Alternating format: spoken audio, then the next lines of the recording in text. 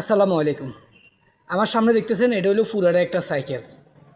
এই সাইকেলের কিছু বিষয় নিয়ে আজকে আপনাদের সাথে কথা বলবো।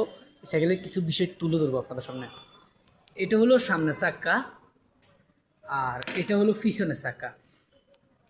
এই দুইটা চাক্কার কাজ কি? এই দুইটা চাক্কার কাজ হলো শুধু ঘুরন, মানে শুধু ঘুরবে। আর এটা হলো সাইকেলের যেটাকে হ্যান্ডেল বলি, যেটা ধরে পায়ের মধ্যে লাগায় যেটা ঘুরে, এভাবে সামনে দিয়ে ঘুরলে সামনে দিয়ে চাক্কাটা ঘুরবে, ঘুরলে আপনাকে এক জায়গা থেকে অন্য জায়গায় নিয়ে যাবে।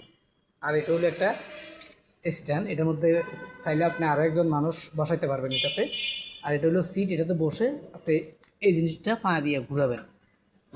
আর এটা তো আপনারা সবাই চিনেন, সাইকেলের হ্যান্ডেল, এটা ধরে রাখতে হয়। মাঝে মধ্যে সামনে কিছু করলে এই যে এটা ধরে ব্যারেক করতে হয়, এই যে এটা দিয়ে ব্যারেক করতে হয়। অনেক সময় এই সাইকেলগুলা ব্যারেক ভালো কাজ করে, আবার অনেক সময় ভালো কাজ করে না।